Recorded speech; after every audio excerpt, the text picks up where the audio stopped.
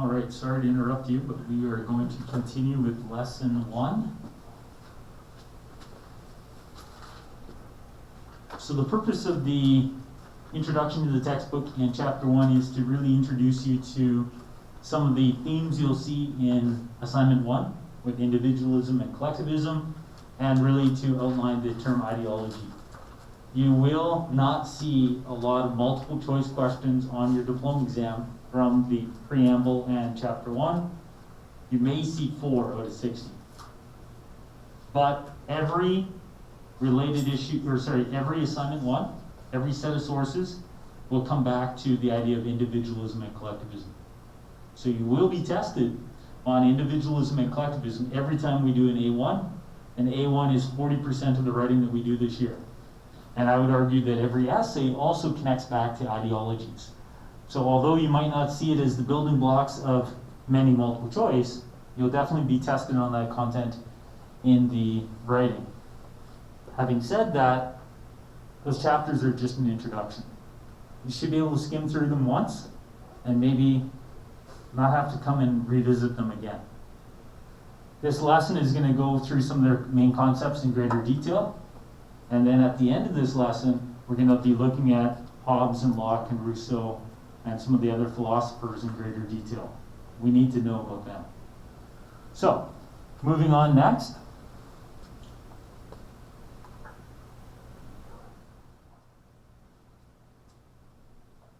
One term I do want to introduce you to that the textbook doesn't talk about is the term human condition. So this would be an example of something that you might put into a glossary of key terms. Key terms that maybe you didn't know before. So if you already knew human condition, don't write it down for me. So only take notes that you need. Don't take notes that I'm saying, hey, write this down. You already know it, why are you writing it down? But if you didn't know what human condition was or is, then this could be one of the many terms that you'll end up putting into your glossary of key terms at the end of the course.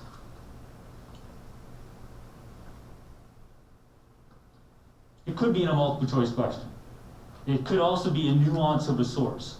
The human condition is the characteristics, key events, and situations which compose the essentials of the human experience, such as birth and growth, emotionally, aspiration, conflict, and mortality. So within ideology and the evolution of our personal ideologies, within everything that you believe, your assumptions about mankind, your values, the way you see the world, your ideology is faced with and shaped by your human condition. This is what shapes your ideology. Those key events, those situations, the whole idea that there's experiences that we've had personally and experiences that we've had collectively. Right now we're undergoing a collective experience called COVID-19. That's shaping our ideologies. It's changing people at an ideological level. There are people that are more welcoming of putting a mask on now and doing something for the common good than they might have been a year ago because of the reality of the situation.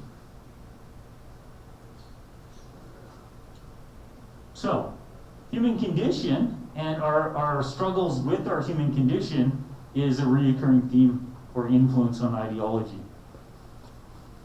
Another thing the textbook talks about with regards to this worldview of ours would be our belief about human nature.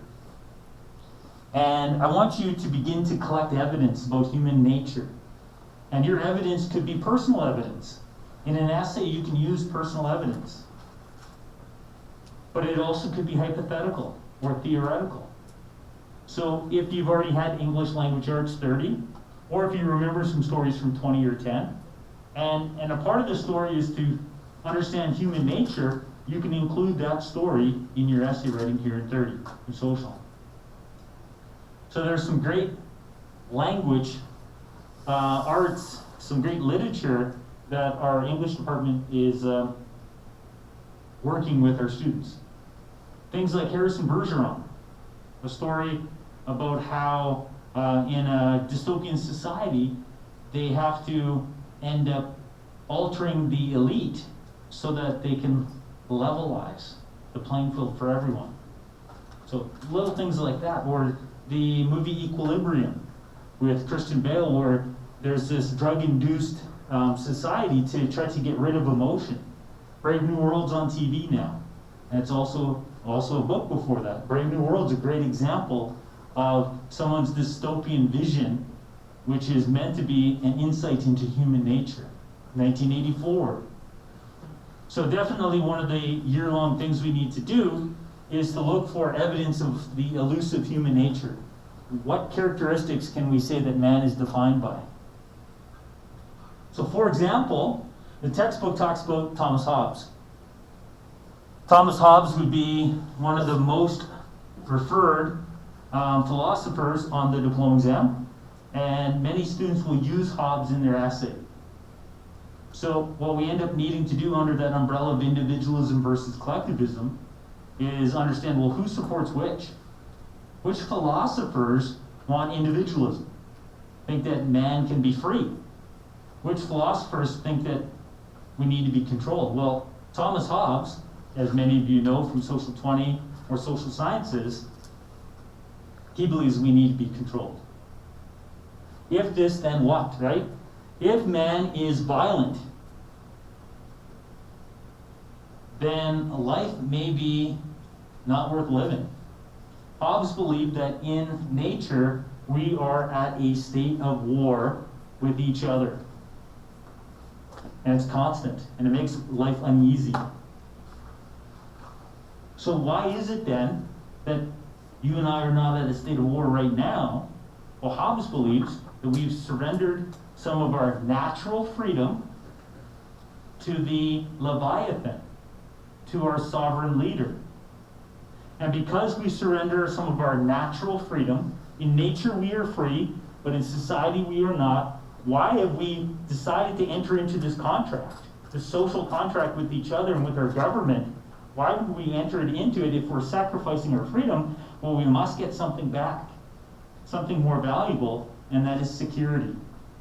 So Hobbes believed that mankind creating security, recognizing our own innate violence, surrendered our natural freedom to a Leviathan. That's why we have government. Government is a creation of man. Doesn't exist in nature. So why did we invent it? Because our human nature made it a necessity. Because without government, we would be violent, and life would be nasty, brutish, and short. Because we would be at constant war with each other. So Hobbes has an ideology, a world vision. And his vision is we need an authoritarian leader. Because if we are allowed to be free, in freedom, there is insecurity. And he values, his value is security over freedom. So in his ideology, we see a world vision, we see values, we also see assumptions. He's making an assumption that mankind is violent by nature. So not only are we learning about Hobbes so that we can look into sources and see if they're Hobbesian, we're learning about Hobbes so we can further understand ideology. By looking at his ideology, we can understand some of the influences and themes of ideology. But for every Hobbes, there's a Locke. So John Locke, who lived at the same time as Thomas Hobbes, had some of the same experiences like the English Civil War. But John Locke believes mankind is rational. We are rational, we're reasonable, and therefore we can be free. So we don't sacrifice our natural freedom to government. Government must be there to further our natural freedom. So rather than government's purpose being to control us, Thomas Hobbes, government's purpose is to ensure our natural freedom, to protect it, to promote it. John Locke. So one of the term-long projects, role of government. And under Hobbes and Locke, you see two contrasting roles of government. Locke is to protect and to promote our natural freedom, and Hobbes is to silence that freedom. Because in freedom, there will be war. Personal war. Because if I'm free to do whatever I want, I'm just going to come and steal your stuff. Right? Who's going to stop me? Who's going to stop? So, a cast of characters will include Hobbes, Locke, and many, many, many others. But also what we're doing here is trying to understand the difference between individualism and collectivism. We'll come back to Hobbes and Locke with some videos in a few moments. So Williams has some more short videos about ideology that you can go back to if you're a little bit lost on the weekend. We're going to watch these videos together. I do apologize to some of you who've seen some of them already. Hobbes and Locke are not the only two philosophers we're going to look at. We also have Rousseau. Maybe you remember JeanJacques Rousseau. So in your cast of characters, what did Rousseau believe? Well, he believed a lot of things. Rousseau is both a collectivist and an individualist, which is interesting, right? He's not like Hobbes that says, you know what, we need to surrender our freedom, Leviathan, I'm a collectivist. He's not like Locke saying we need to be free, individualism. Rousseau's got elements of both. Economically, Rousseau believes in collectivism. He believes in sharing of wealth. So economically, he could be referred to as, in modern terms, we'd say he's a socialist. He believes we should share wealth. Wealth is there to be shared. He went so far to say that private wealth created the horrible marker. Some of you might remember this from Social 20 or Social Sciences 30. Anybody know what I'm about to say? Private wealth created this competition in Paris, and he was disgusted by it. He looked at how people related on a social economic basis and felt that, oh man, this is disgusting. So in America, we have the American dream, keeping up with the Jones. You compete with your neighbors. That's the essence of America, individualism, competition, self-interest. He saw that in Paris, and he was disgusted. And he said, this is actually the malaise of modernity. And you know what good writing is? Good writing is one phrase at a time. And that's one good phrase. The malaise of modernity. The malaise is like an illness, right? A malaise. The malaise of modernity to Jean-Jacques Rousseau was individualism, was economic individualism. He believed that economic individualism promoted greed as a cornerstone of society. And when greed is a cornerstone of society, then it's divisive, right?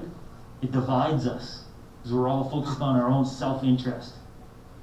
You know, I want to be wealthy, and that means that maybe I need to take from you in a zero-sum idea. Social 10, zero sum. For me to win, you must lose. The strong do what they can, the weak suffer what they must. Malaise of modernity. For me to get strong, you must not. So, nice shoes. What size are they? Whatever size you're going to say, I was going to say that's my size, but guess what? I could fit into a 10. Hey, why are you wearing my shoes, right? This is that kind of thing, and I take his shoes, right? And now I've got these nice shoes and he doesn't. That's the consequence of the malaise of modernity. It's selfishness, it's greed, and as a cornerstone, it can't be a building block for a sustainable society. Because what will that lead to? It'll lead to a lot of resentment and violence in the streets. Malaise of modernity. I'll be looking for it in your essays. So who is Rousseau? He's a philosopher that economically sees a malaise of modernity. He says individualism promotes greed and divides people. His solution? We should own things commonly, collectively. His solution is socialism. But Rousseau is an enigma a little bit because although he is economically a collectivist, politically he is an individualist. Politically he's saying, no, I don't want to have an authoritarian leader that I surrender my freedom to. He actually went the opposite direction. Rousseau believes that we should have as close to direct democracy as possible. That you shouldn't even have a representative that you submit your freedom to. Everyone should be their own political representative. We should be empowered to be our own political voice. So Rousseau would value direct democracy, where instead of having a parliamentarian, an MP or an MLA represent us, we should have opportunities to represent ourselves. That's individualism to an extreme politically. So that's a good friend, Rousseau. We also have another philosopher here, John Stuart Mill. So sometimes in the lessons, I might put things next to them like, hey, this is very good. That's like, if we didn't watch that in class, I should probably watch that. That's like a little note for you to watch. If I put there and say enrichment or enhancement, that's like, you know what, watch this if you want. But when it's like, man, this is very good, or if it's in red, these are key things. So John Stuart Mill, another philosopher, another ideology to learn. And John Stuart Mill's ideology is quite simple. It's the harm principle. That you should be free as long as your freedom doesn't harm anyone else. So the only reason to encroach upon your freedom is if your freedom could potentially harm someone else. So John Stuart Mill, harm principle. We're wearing masks. So we have the freedom to not wear masks. But if exercising your freedom is going to harm someone else, you don't have the freedom to not wear masks. That's the harm principle. Your freedom doesn't allow you to harm others. Just because I have the freedom of speech doesn't mean that I can say hateful things about you. But I have the freedom of speech. Just because I have the freedom of religion doesn't mean that I can sacrifice you. But I have the freedom of religion. Just because I have the freedom of movement doesn't mean that I get to come and camp out in your basement tonight, uninvited. But I do have the freedom of movement. So this is that classic example, very cartoonish, but the freedom of my fist ends at the right of your nose. That's the harm principle. I can go around just like throwing elbows and punches and knees and headbutts and stuff. That's my freedom.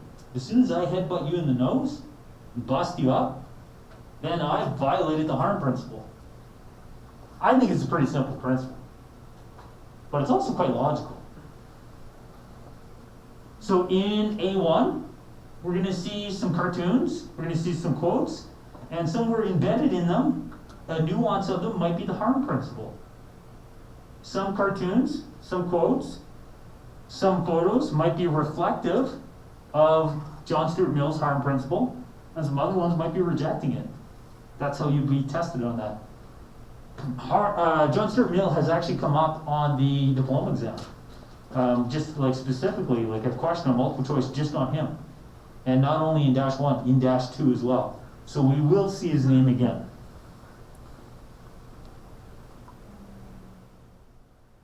So, cast of characters. So those of you that have seen me in 10 and have had a full course of 20, although we do a lot of the ideologies at the beginning of 20, or those of you that have seen me in social sciences know we've come across a lot of people. Looking at that list of names there, if you're looking at them saying, I don't know any of those.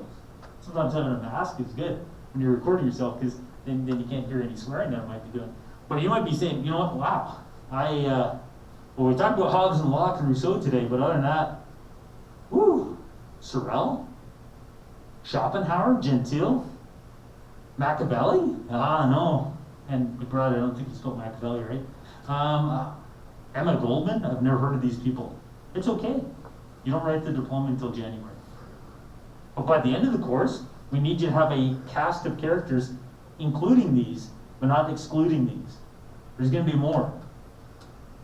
But these are some of the names that you might already have from 10, 20, and or social sciences.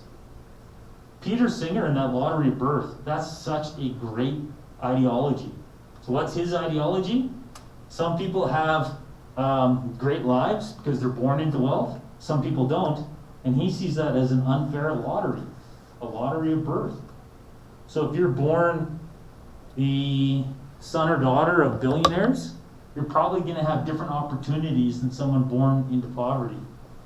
And he sees that as an unfair lottery, and therefore we can infer that his solution would be a redistribution of wealth from the haves to the have-nots. That's progressive taxation. We can take ideologies and we can infer actions by government. I know there's a lot going on here, right? There's a lot going on in this course. That's why, like, the second time through, you go through the textbook, then you listen to the lectures, and then you go through some of the other little links here. It begins to make a lot better sense. So, to assist you with unpacking the nuances of ideological perspectives, it can be very helpful to have an inventory of these perspectives, of these people. And then we can look for their values and assumptions as windows into new sources. So, for example, here's a quote. Politically, true individualism means recognizing that one has a right to his own life and happiness, but it also means uniting with other citizens to preserve and defend the institutions that protect that right.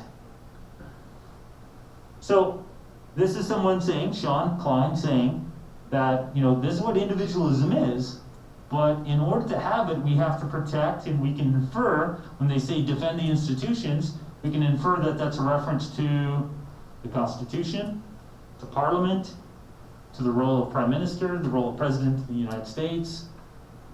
And also when we look at a quote like this, we should be looking at it and saying, man, this sounds similar to other ideologies. Politically, true individualism means recognizing that one has a right to my own stuff, but I have to defend your right to your stuff. Boom. Sounds like Voltaire. Right? If you're reading that and you're like, man, that sounds like Voltaire, yeah, you're kind of where we need to get to, right? So Voltaire said, I may not agree with what you say, but I'll defend to the death your right to say it. We don't see that much in American politics. When they don't really defend each other's rights to say stuff, they just talk over each other. Not really inspired by a lot of leaders these days. But the idea that I may not agree with what you say, but I'll defend to the death your right to say it, fits in under the nuances of the individualism expressed here. Right? Now we have Prime Minister Pierre Trudeau. Now, you could easily see this quote on a unit test or a quote like it on a diploma exam. I don't know what's on your diploma exam. That's probably a good thing, because then I have to teach everything and not just like, oh, here's the little bit that we need to know. So Pierre Trudeau says, and I'm going to read it, and you're going to tell me at the end, is he promoting individualism or collectivism? Okay? So this is like an A1, and what we're trying to say, is it reflecting individualism or is it reflecting collectivism? And then underneath individualism and collectivism, what nuances of those ideologies is he reflecting? Uniformity is neither desirable nor possible in a country the size of Canada. Well, the first sentence isn't reflecting, it's rejecting something. It's rejecting uniformity. Uniformity, would you expect to see that under individualism or collectivism? Collectivism is individualism, everyone's unique, and we value that. Collectivism, there's adherence to collective norms. If we all have to adhere to the same norms, the consequence of that is conformity, right? So conformity is a consequence of adherence to collective norms, and he's saying we can't have that in Canada. So that first sentence already tells me this is an anti-collectivist quote. We should not even be able to agree upon the kind of Canadian to choose as a model, let alone persuade most people to emulate it.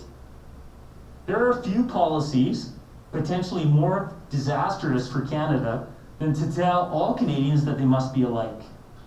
Social 10, page 58, what term is he talking about? All Canadians have to be alike. Homogenization, assimilation. Right? So he's saying we can't have homogenization, we can't have assimilation. What's the opposite of homogenization and assimilation? Plurality, right? Tolerance. Plurality and tolerance. These are values of individualism, that we can have multiplicity. There is no such thing as a model or ideal Canadian. What could be more absurd than the concept of an all-Canadian boy or girl? A society which emphasizes uniformity is one which creates intolerance and hate. You want uniformity, you will get hate, because we'll hate things that are not the same as us. If all we value is sameness, when we see something different, we hate that. If we want to get rid of hate in society, we have to get rid of the desire for uniformity. How do you get tolerance? You allow people to understand that, you know what, we're going to disagree about more than we agree on. That's okay. That is okay. You know, we might disagree on tons of things. We might disagree on everything. But that should be okay. And if it's not okay, then that's the issue. Right? So a society which and I can't pronounce that even with the mask on, but the average citizen is one which breeds mediocrity, right?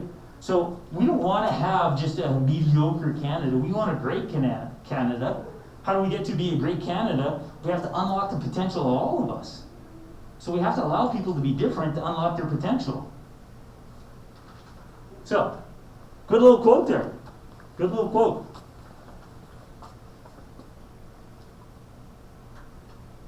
An individual has not started living until he can rise above the narrow confines of his individualistic concerns to the broader concerns of all humanity. Hoorah. Right? You are not alive until you live for your country. This cartoon is giving a characteristic to the nature of mankind. So one way to dissect the cartoon is to say this cartoon is showing mankind to be this. So I kind of tried to cut off the bottom because it gave away the answer. So when we break down in A1, we're trying to say what characteristic of mankind is it saying? We're in a recession. It may be a smart time to buy. Buy? Are you leaving? Did she get fired? Layoffs? This is so depressing. Depression? We're in a depression. Sell, sell. So what emotion, what characteristic is the cartoonist inferring defines our nature? We are blank. We are Marshall? No. We are irrational, right? They're being irrational. And because we're irrational, we cannot have capitalism. Because what is capitalism? It's allowing individuals to make their own rational choices independent of government in a free market. Adam Smith said that individuals are rational economic calculators, that we can calculate our own self-interest. The invisible hand will guide us. This shows us that the invisible hand is irrational. Mankind's too emotional. So, first thing we do is we recognize the cartoonist is inferring the nature of mankind is irrational. And just a reminder that the grade 11s can go to the book room at this time. Thank you. Nature of mankind is that we are irrational, and because we're irrational, therefore we can infer, I-N-F-E-R, infer the cartoonist would be an opponent of capitalism, because within capitalism, it's our rational economic calculations that's supposed to guide the economy. And here they're specifically showing that the economy is going to be guided into a depression that didn't have to happen, but is happening as a result of our emotional, irrational behavior. Therefore, a solution would be to create something like the SEC, the Security Exchange Commission, to monitor the stock market, to protect it, to insulate it from our nature. This irrational speculation is the reason why the 1929 stock market crashed. This is the reason why we had a 2000 dot-com bubble burst. This is why we had a meltdown in the financial market in 2008. Mankind's irrational. Now we have evidence to continue the perspective. That's an A1. That's how you do A1.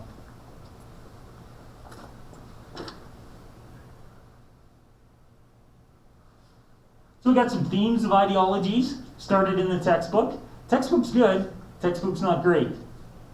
So how do we make the textbook better? We take some of the themes like purpose of society and we add some more stuff.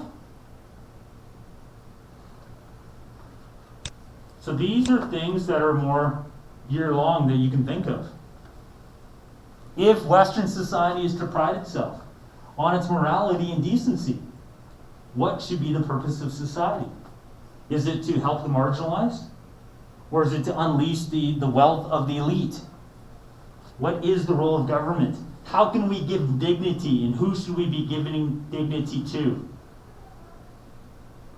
A society where government eliminates conflict is a society that will be in conflict with government. This is a minimalist government that they want. This one is a government that intervenes on behalf of those marginalized. They have different visions of the role of government because they have different assumptions about the nature of mankind. And it's all underneath the umbrella purpose of society. So definitely go back over that. There's also some quotes about anti-consumerism. So, I know of no other man in our time, or indeed in recent history, who so convincingly demonstrated the power of the spirit over material things. Talking about Gandhi in 1948. So we'll have lots of cartoons and stuff that show that consumerism is not making us happy. Shit, I'm still not happy. You know? I bought all these things. I'm not happy. Because it's all garbage. Everything's garbage. Nothing's been made to last, right? Values and perspectives for sustainable development. Going back to Social 10, related issue 3 and 4. The idea that consumption will not breed happiness. All it will do is create an amazing, ecological footprint that will end up toxifying the biosphere. This is a beautiful little cartoon, right? Happiness is just around the corner, but they keep going and they never find it. This is one that I use in grade 9 social studies on the chapter 7 on consumerism. Maybe you saw it in grade 9, although I thought none of you grade 9. Responsibility, another theme of ideologies. Education, a theme. Militarism, law, environment, nationalism, change, resistance, capitalism. So when you're writing essays and you're like, oh man, I'm writing an essay about some theme, maybe go back to the digital textbook and look for it. But definitely it would be to your advantage to read over this lesson on the weekend and just see if you understand the language here. Because this is the type of language, this quote from Butters, I've seen Butters on the diploma exam multiple times already. We'll take that language, we'll throw it at you, and we'll make some multiple choice around it. So first step, break the language down. And I need to expose you to the language. The textbook's okay. This is more targeted language. So I need you to read over this stuff. And then on Monday, first thing I'm going to do is, did anybody have any questions from lesson 1? This is when you put up your hand and you're like, yeah, can we revisit that quote by whoever? And it's like, yeah, of course we can. But if I don't have you asking me, then my assumption is you've read it over and you're like, I totally get that. So do read over these ideas about the influences and themes of ideologies. Then the textbook goes into more detail, more depth about individualism versus collectivism. And there's that big long chart that I said that was in the 30-2 textbook, and I ended up putting it in there for you. So I can see why I've already made notes for you, but you're going to want to condense it. So then we've got some exploring individualism and collectivism, which will be the topic of chapters 2 and 3. And my friends, we have tons of essays on this. So this could be our first essay of the year. I don't know if you guys say that this is the one you want, we can make it so. But you can see how in that essay, what is it really targeting? It's targeting the conflict between individualism and collectivism. Individualism creates division that destroys society. The path to a nation's full potential is best achieved through collectivism. That sounds exactly like a social 30-1, A2 on the diploma. They'll give you a problem and a solution. And that's I'm just playing around with previous questions they've already asked. just reworded some stuff. That's a diploma level essay. So yeah, I think that could easily should be our first essay. So I don't have a due date per se, but I think you should start trying to analyze that this weekend. Break down the language, analyze the source. We can analyze the source together on Monday, but when we analyze the source together, and I'd like you to have done some work before. Individualism creates division, right? Individualism creates division. So what about individualism creates this division? Maybe self-interest, right? Creates division. What does that division look like? Are we talking about economic division, political division, social division? If it's economic, then economic division looks like disparity, rich and poor.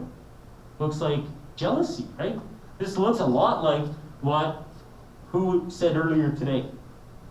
Philosopher Rousseau. This is Malaise of modernity. Basically, when we wrote this, we're thinking of Rousseau's Malaise of modernity.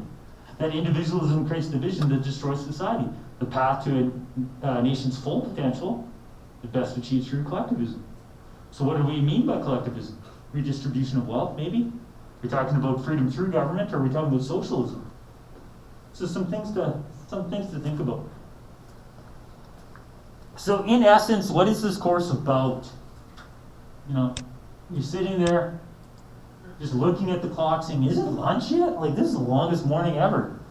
And you know, it would be lunchtime if you're in grade 9 or 10, coming up in 5 minutes. But in essence, this course is about one thing, and it's liberalism, which is an ideology. And therefore, I need you to know what liberalism is. Liberalism is the philosophy of our time, because it does not try to conserve every tradition of the past, because it does not apply to new problems. The old doctrine solutions, because it is prepared to experiment and innovate, and because it knows that the past is less important than the future. That's in essence what the course is about. It's about society and change. So anytime that you see something in our digital textbook lessons in green, that's like me saying, like, that's an S. You gotta have that. Red's like, you know, to get to an 80, you need the red stuff. So that's, like, if at the end of the course you're like, dude, what's liberalism? That's like at the end of Social 10 saying, what's globalization? What's that globalization? Probably not doing well if you're still asking that at the end of the course.